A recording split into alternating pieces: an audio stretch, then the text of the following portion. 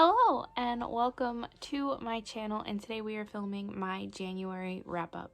This is definitely a little late. I filmed this video once already and then lost half of the footage, so we're refilming, and the bingo board is back.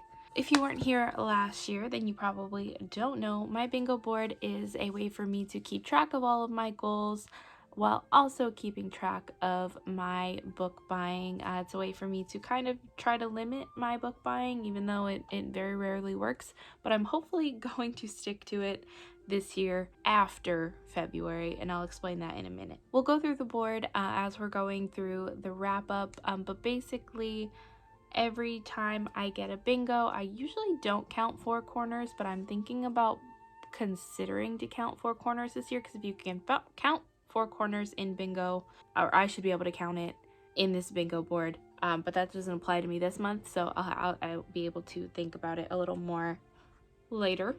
January, I won't say it wasn't my worst reading month, because I did read 20 books, but about 13 or 14 of those were manga. So obviously I'm able to get through those pretty quickly, but I did still get a decent amount of books off of my shelf, and I'm very excited about that. Not all of these goals are reading goals. There are quite a few on here, about half on here, that are just regular self goals that I want to implement throughout the year, but you'll see a little bit of that as I go through. So we're starting with the first goal, which is to complete my monthly TBR, and unfortunately I didn't end up doing that. I believe there were two that I didn't get to finish, and that was Wuthering Heights and Legends and Lattes, both of which I will be finishing by the end of the year, I promise. The next one here says Bookemon, and basically I'm doing a year-long readathon that's inspired by Pokemon, where you have to read a certain amount of books that follow a certain amount of prompts in order to catch little Pokemon to come on your adventures with you. And you can pretty much, there are some set prompts to catch regular Pokemon, but there are also monthly prompts that you can only get throughout the month. And for that one, this month was to read a children's book. Middle grade definitely could count, and I managed to accomplish that one, of course. So for that one, I ended up continuing the Sisters Grimm. This is book 7 out of 9, so I am almost done with one of my favorite middle grade series of all time. If you haven't heard me talk about this, first of all, welcome to the channel, because I have mentioned this in so many videos, but it follows two sisters, Daphne and Sabrina Grimm, whose parents have gone missing, and they have basically been bounced from foster home to foster home until this older woman mysteriously shows up out of nowhere and tells them, "I am your grandmother, you are descendants from the Brothers Grimm, and our job is to keep this town in check and also potentially solve some mysteries along the way." So it is about them trying to figure out how they fit into this world, where their parents are, and if this old lady is crazy and senile or if she's telling the truth. I adore this series so much, and this volume was no different. It made me want to immediately jump into the next one, which I do own, but I haven't been able to fit it on any TBR. We all know how I am about completing series. I don't like completing series, not because I don't like the books, but because I don't want it to end. My next goal is to go on more self dates, basically dates where I take myself out, like out to eat or to go see a movie or something like that.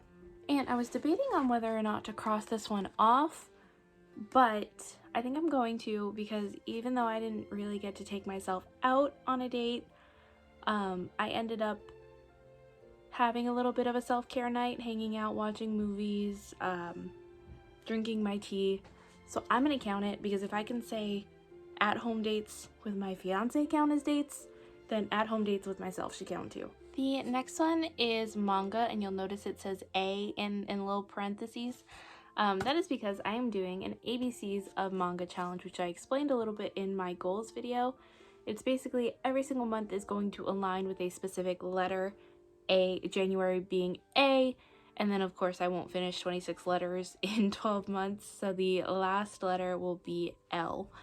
ideally as long as I stick to it. So for the manga that I chose in January, I ended up borrowing quite a few volumes of Assassination Classroom from the library. 5 through 21 I got from the library, and then the rest I got on the Libby app, which is phenomenal. I only read 13 in the month of January, and I'm still continuing them now. I'm filming this towards the end of February, so I'm almost done with them. I have 2 volumes left, but I'm going to cross this one off because I read more than half in the month of January, so I think it is okay to count that. The whole point of this challenge, of this series, this whole thing, was to find more manga volumes or manga series that I love and that I will stick with and continue to fall in love with. Can't really do that with Assassination Classroom because it ended after volume 21, but this series is already a huge success. I love this series so much that I am forcing Benson to watch the anime with me, and we're both loving it, and I am loving the manga so much. It is an instant favorite. If you don't know what it's about, it's following this group of young teenagers who are tasked with killing their teacher, who is pretty much just an abomination to society. We don't really know what he is, where he's come from, why he's here, but he wants to be a teacher, and he plans on being a teacher until March, where he is set to explode and kill the entire planet if he is not murdered first. So the whole series is about them coming together and figuring out a way to kill him, and it's quickly becoming one of my favorite manga series of all time. I need to know what happens. I need to know more. Just the other night, Benson was at work and they immediately got a text from me saying I need answers, but I needed to edit a video, so I didn't get to get the answers that I wanted. Anyway, please read it. I love it. Tell me about it in the comments if you have read it, so we can discuss it, because I need people to talk about it with. And then we have movie, and that is pretty much any new to me movie. It doesn't necessarily have to be a movie that's out in theaters or a movie that's just come to DVD. It just has to be new to me, and I ended up watching 2 for this. One of them being Daddy's Home, that has Mark Wahlberg and Will Ferrell in it. This is basically about a guy who recently became a stepfather, where the kid's bio father ends up coming into town and pretty much making his life hell because he doesn't like the fact that he's intruding upon his family. And it's very funny. It's pretty much exactly what you expect from a movie with Mark Wahlberg and Will Ferrell. So I really enjoyed it, and I thought it was very fun. The next one I didn't enjoy quite so much, and that is Purge Election Year. I originally thought this was the last Purge movie, but I think there's another one. But this is basically what you expect from a Purge movie, where it's really questioning the morality of the Purge and whether or not it's the right thing to do, or if we should just get rid of it completely. I think I enjoyed the second Purge movie a lot more than I enjoyed this one. I don't know, there was just something about it that just didn't feel, I don't want to say it's fun, because are the Purge movies really fun, but it just didn't feel that gravitating. It was okay, I just didn't love it. Going down here, that says readathon. I did participate in a readathon. I participated in TBR-a-thon, and I'll attempt to link the host's video down in the description box if I remember. But this is basically a readathon where the goal is to get books off of your TBR following a specific map, I guess. There were quite a few options that you could choose from as a way to figure out what books to get. I ended up going with the board game route, but you could have done board game. There was a little printout where you could connect all of the books on your TBR. So like if you read a book that was a fairy tale retelling and then you read another book with a fairy tale retelling right after that, they would in some way be connected. There was also a choose your own adventure style that you could have done. So I ended up doing that, and I thought it was very fun and actually got me more motivated to try to finish my TBR. This next one is one that might not stick on this board for a while, but that's book club. I haven't really been participating in a lot of book clubs lately. I don't know if that's sticking around. Upload, I definitely did upload. So the whole goal of this one is to upload consistently, which I really didn't do in January, but I uploaded a lot more than I have in the past, so I'm cutting myself a little bit of slack and counting that one. I did not read a big book, which stinks because I have quite a few on my shelf and I haven't been gravitating towards them as much as I should. But then here we have new recipe, which I made quite a few in the month of January, which I was very proud of myself for. I haven't really been cooking in February, but we'll talk about that another time. The one I'll talk about in this video is tortellini soup. It was a pretty cold night and I wanted something that was filling and something that was kind of new to us, like we haven't had it a lot. So I ended up making tortellini soup for the first time and it was a very big hit, probably one of the best soups that I have ever made, and we'll definitely be making it again in the future. My reread for the month, I ended up reading Tunnel of Bones. This is the second book in the Cassidy Blake series. This follows Cassidy Blake, who has a near-death experience, and because of this, she can kind of cross over into the Vale, which is essentially where ghosts live. And with her best friend Jacob, she is kind of trying to figure out what to do with this power and this urge that she feels to go into the Vale. And her parents are not really paranormal investigators, but they have a new paranormal TV show where they travel to different cities and talk about the hauntings that go on in these towns, and they take her with them. So in this book we are set in Paris, and it is definitely my favorite book out of the trilogy. I've read the whole trilogy already, which is why I reread the second one. This one is definitely my favorite. I love the setting.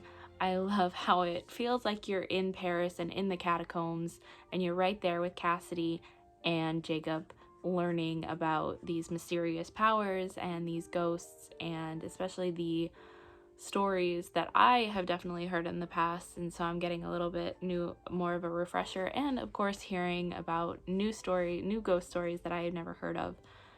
So I very much love this series, and I really hope that V.E. Schwab pulls a vicious situation where she ends up continuing on with the series at a later date. I'm hopefully going to be on the lookout for more of these books. And then we have adventure.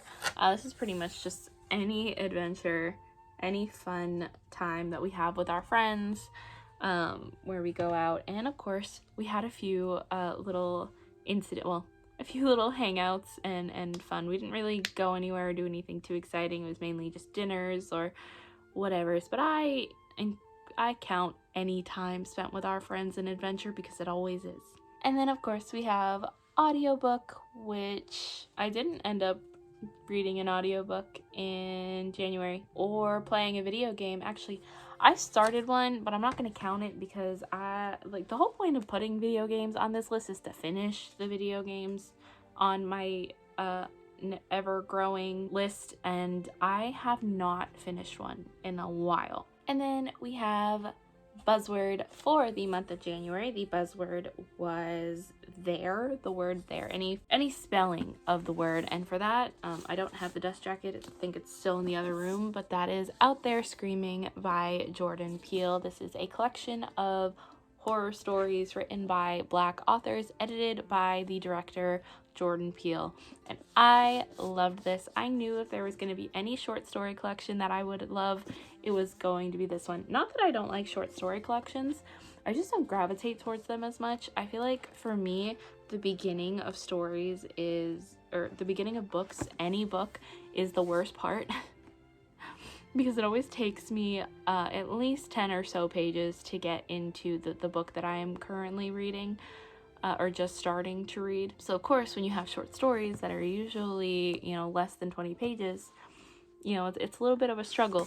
But I didn't really struggle with this one. I very much loved it. There were so many stories in here that are making me want to go and pick up the author's full-length volumes. There are quite a few that I'm definitely going to be reading from again or checking out again, and there are already some authors in here that I've been wanting to pick up, so this just makes it even more like, this makes me want to just pick them up even more. So I'm very, very excited and very glad to have read this.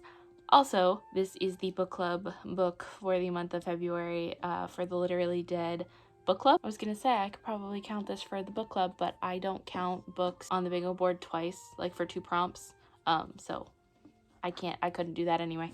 And then we have Unhaul, which I haven't officially unhauled it yet. I think it's still downstairs somewhere, but that is by the book. This was on my These Books Will Self-Destruct for last year, which I haven't filmed a reaction video for yet, and I hopefully will be very soon. This is one of those books that I ended up having to get rid of, which is like, it's sat on my shelf for over a year. I'm probably never going to read it. I haven't gravitated towards it. It is a YA romance, which I don't tend to gravitate towards YA a lot in general. Like, I do very much want to fall back in love with YA. I just don't think YA contemporary is how I'm going to start that journey. Loved one pick. This is another one that might end up coming off this bingo board, only because I always forget to have someone pick a book for me. But we did complete a date night. For date night, we ended up going to one of our favorite restaurants. Well, our favorite restaurant. We had a gift card that we used. It's a local family-owned restaurant, and we had a gift certificate for it. So we ended up using that and having a great time, and then coming back home and kicking each other's asses in Mario Party, because how else would you spend a date night? For ebook, I did end up reading a short ebook called The Snowman Killer.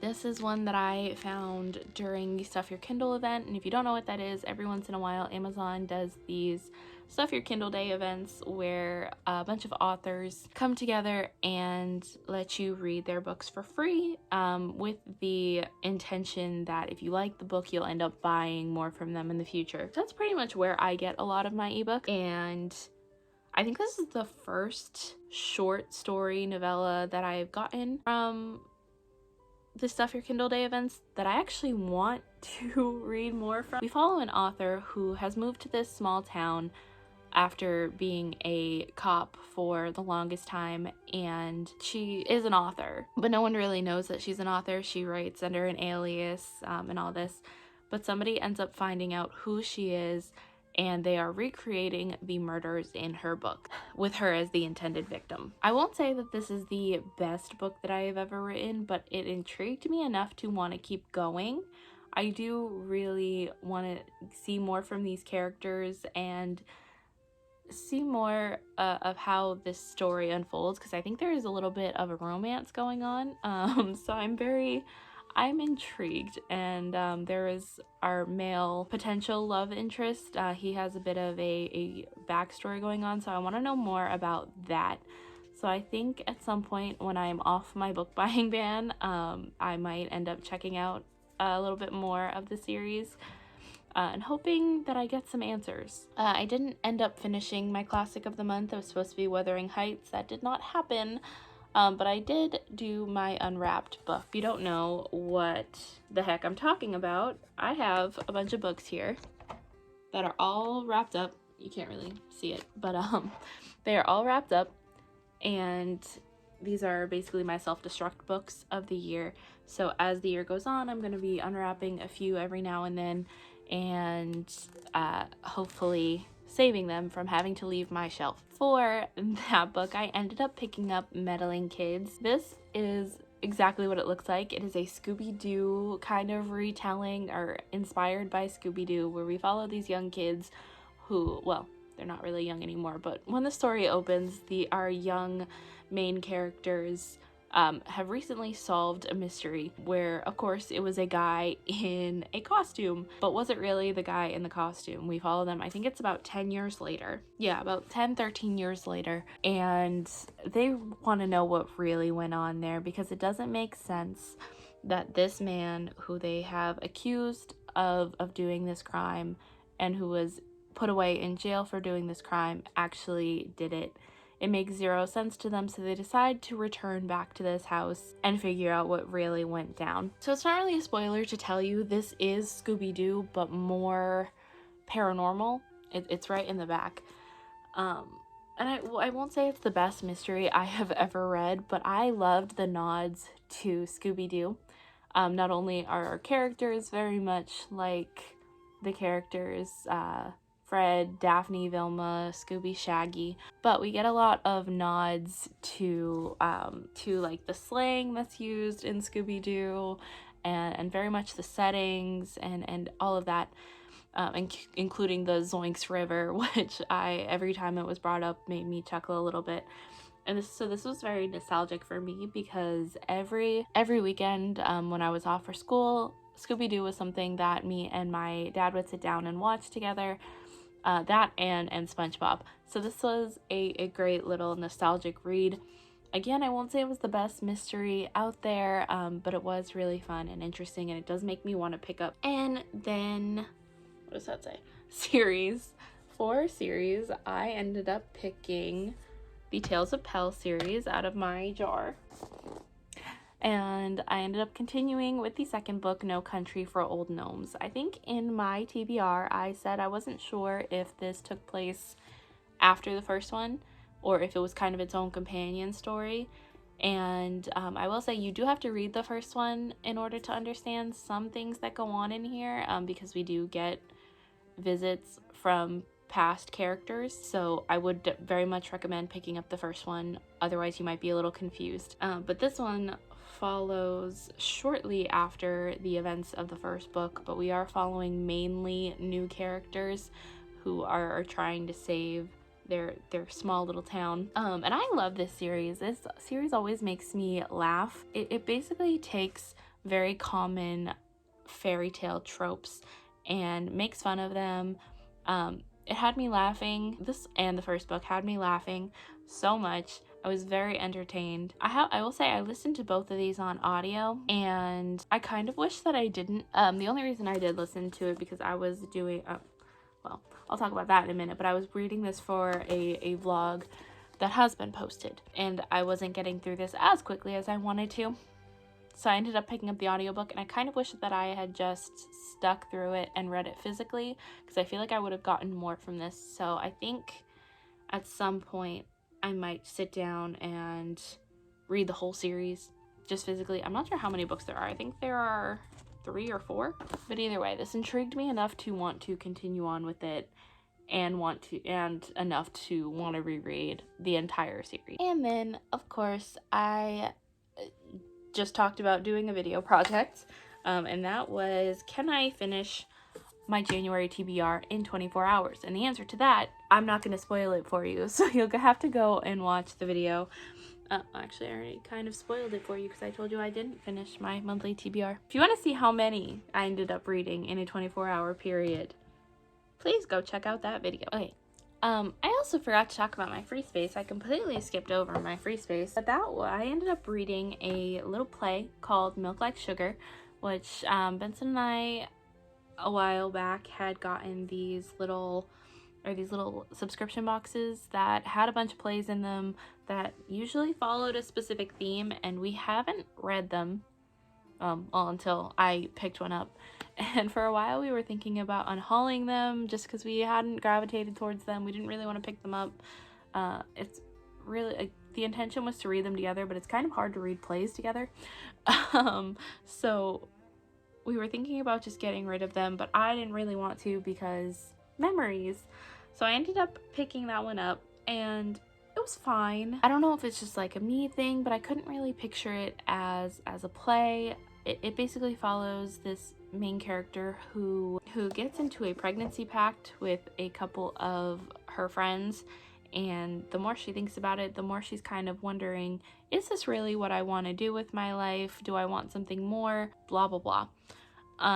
Again, I couldn't really picture it as a play. I couldn't picture myself sitting in an audience and watching this play unfold in front of me. So like I said, it was okay. It was fine. I think it is a very important topic.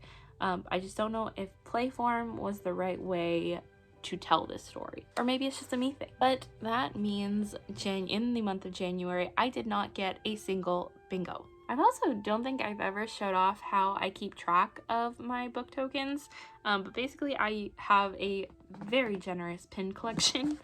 So I have been keeping track of all of my points using my pins. So I have had 4 since last year that have carried over into 2024, but I've already used those in the month of January. The first one I got is over on that shelf over there, and I really don't want to go get it, but I ended up picking up a copy of My Best Friend's Exorcism, which is a book that I have heard so many great things about. And normally, since I already have a Grady Hendrix on my shelf that I have not read, normally I wouldn't have picked it up, but I found a copy for $5, so I wasn't gonna say no.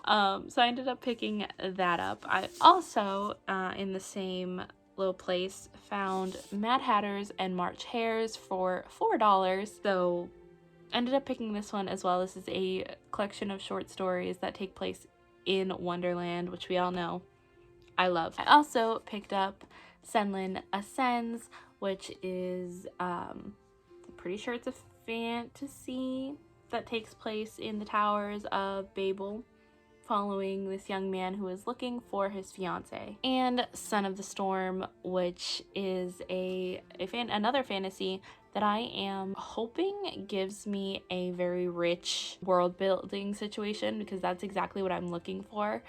So I was very excited to pick this up. So those are the 4 books that I bought in January, which means I have 0 book tokens going into February, which is a problem. I bought a lot of books in February, which there should be a video coming up telling you exactly what I bought and why we were in Boston for the weekend for February. I'm officially on a book buying ban until I can get either until March or either until the end of March, or until I can use more book tokens than I've acquired books. So those are all of the books that I have read in the month of January. Let me know if there are any in this video that you enjoyed, or if you didn't enjoy. I always look forward to hearing those discussions.